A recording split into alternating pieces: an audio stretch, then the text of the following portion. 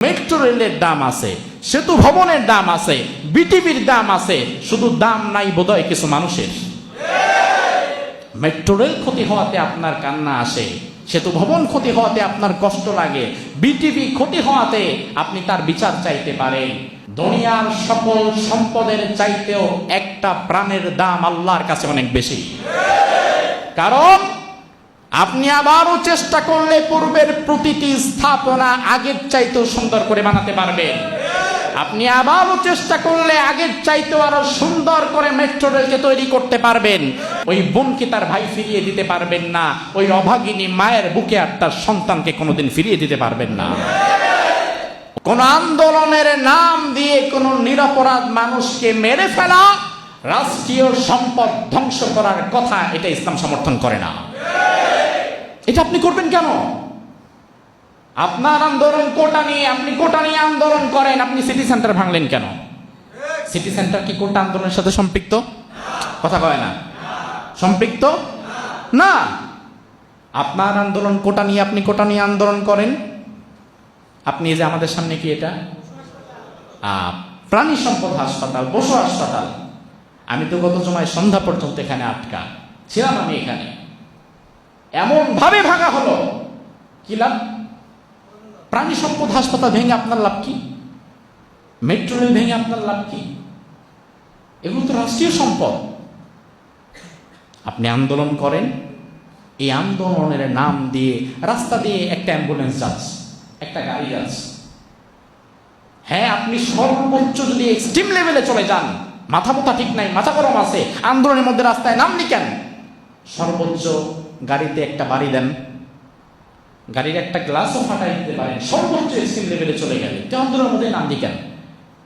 কিন্তু গাড়িটাতে আগুন লাগায় দিলেন, মানুষগুলোকে মেরে ফেললেন। এই বিষয়টা কোনোদিনই ইসলাম সাপোর্ট করে না। এই কাজগুলা যারা করেছে তারা ফাসাদ সৃষ্টিকারী, ইসলামের দৃষ্টিতেও তারা অপরাধী।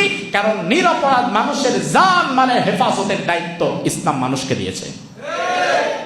আপনি এটা ক্ষতি করলেন কেন? আপনি অপরাধী, আপনার শাস্তি হওয়া উচিত। এই জন্য অহেতুক স্থাপনা ভাঙচুর, রাষ্ট্রীয় সম্পদ ক্ষতি যারা করেছে, যারা মানুষকে মেরে ফেলেছে, তাদের বিচার আমরা চাই। কিন্তু সেই সাথে সাথে ক্ষমতার অপব্যবহার করে নিরীহ মানুষের বুক যারা ছিদ্র করেছে, তাদের বিচারটাও আমরা চাই। এক পক্ষের না, আমরা উভয় পক্ষেরই বিচার চাই। দোষী যদি উভয় পক্ষে থাকে, উভয় পক্ষেই বিচার করতে হবে। হ্যাঁ, সব দিকেই আপনি এটাই ইনসাফ।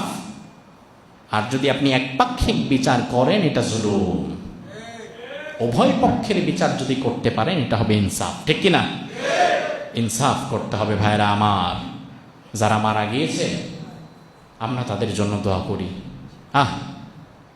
আমি তো কয়েকদিন আগেও বলেছিলাম, হয়তো যারা মরছে, যারা মারা যাচ্ছে, এরা কিন্তু অধিকাংশ মানুষ খুব ধনী পরিবার থেকে উঠে আসে নাই। ওই গ্রামের গরিব খেটে খাওয়া কৃষক বাবার সন্তান ঢাকা ভার্সিটিতে কোনোভাবে এসে সে শিক্ষা দীক্ষা শেষ পর্যায়ে নিয়ে যাচ্ছে। এখন তার তো একটা চিন্তা আছে যে আমার না আছে বাবার পর্যাপ্ত পরিমাণ টাকা, যে টাকা দিয়ে আমি আবেদনের কাছ থেকে প্রশ্ন কিনবো, আবার না আছে আমার একটা কোটা, তো আমার টাকাও নাই, কোটাও নাই, আমি চাকরিটা পাবো কিভাবে? এই চিন্তা থেকে, এই ব্যথা থেকে সে হয়তো রাস্তায় নেমেছে। তো আপনি একটা সমাধান দেন। সেই সমাধানটা যদি হয় গুলি করে মেরে ফেলা, এটা তো কখনো কোনো সুষ্ঠু সমাধান হতে পারে না। আমি গত সময় আপনাদেরকে বলেছি, ছাত্রলীগ আর ছাত্র দল বুঝি না, যার রক্তই জমিনে ঝরবে ওই রক্তটা তো আমার আপন, এটা আমার ভাইয়ের রক্ত। সে কোন দল করে এটা দেখার বিষয় না তো, সে তো মানুষ। আপনি তাকে মারছেন কেন? তার রক্ত ঝরাচ্ছেন কেন? অবাক করা বিষয়, দেশটা যেন এমন হয়ে গিয়েছে যেই দেশে সব কিছুর দাম আছে, মেট্রো রেলের দাম আছে, সেতু ভবনের দাম আছে, বিটিভির দাম আছে, শুধু দাম নাই বোধহয় কিছু মানুষের। মেট্রো রেল ক্ষতি হওয়াতে আপনার কান্না আসে, সেতু ভবন ক্ষতি হওয়াতে আপনার কষ্ট লাগে, বিটিভি ক্ষতি হওয়াতে আপনি তার বিচার চাইতে পারেন। কিন্তু হাজার হাজার মায়ের বুক যারা খালি করলো, যারা বোনদেরকে ভাইহারা করলো, এই মানুষগুলোর পক্ষে আপনি আসছেন না কেন? ভালো করে মনে রাখবেন, দুনিয়ার সকল সম্পদের চাইতেও একটা প্রাণের দাম আল্লাহর কাছে অনেক বেশি। কারণ আপনি আবারও চেষ্টা করলে পূর্বের প্রতিটি স্থাপনা আগের চাইতেও সুন্দর করে বানাতে পারবেন। আপনি আবারও চেষ্টা করলে আগের চাইতেও আরো সুন্দর করে মেট্রো রেলকে তৈরি করতে পারবেন, কিন্তু ওই ভাইয়ের লাশ, ওই বোনের বুকে যে রক্ত ঝরিয়েছেন, ওই বোনকে তার ভাই ফিরিয়ে দিতে পারবেন না। ওই অভাগিনী মায়ের বুকে আর তার সন্তানকে কোনোদিন ফিরিয়ে দিতে পারবেন না। অনুরোধ করব ভাই, যাই হোক না কেন, অন্তত মানুষ মেরে ফেলতে হবে এই টেন্ডেন্সি পরিহার করেন, আল্লাহর ওয়াস্তে পরিহার করেন। কাউকে মেরে ফেলা কখনো সমাধান নয়। আজকের এই আলোচনায় আমরা যা কথা বললাম কোরআন এবং হাদিস থেকে, আমাদের কথা ছিল ইনসাফ, ন্যায়ের পক্ষে।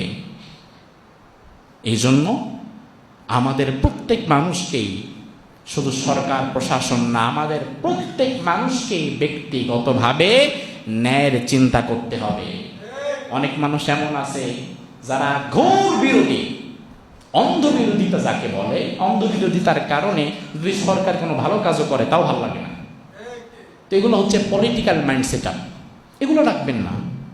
ভালোটাকে ভালো বলেন, খারাপটাকে খারাপ বলেন, সাদাকে সাদা বলেন, কালোকে কালো বলেন। এটা হচ্ছে ইনসাফ। যার ভেতরে যতটুকু ভালো আছে সেটা বলেন। আমরা এই লাস্ট কয়েকদিনে দুনিয়া থেকে যারা বিদায় হয়েছে, আমরা দোয়া করছি আল্লাহ মেহেরবানি করে আমাদের এই ভাইদেরকে ঈমানের ভিত্তিতে তুমি নাজাত দিয়ে দিও। ঈমানের ভিত্তিতে তুমি তাদেরকে শাহাদাতের মর্যাদা দান করে দিও। আর যারা মেরেছে তাদের বিচার তো রাষ্ট্রের কাছে আমরা চাই।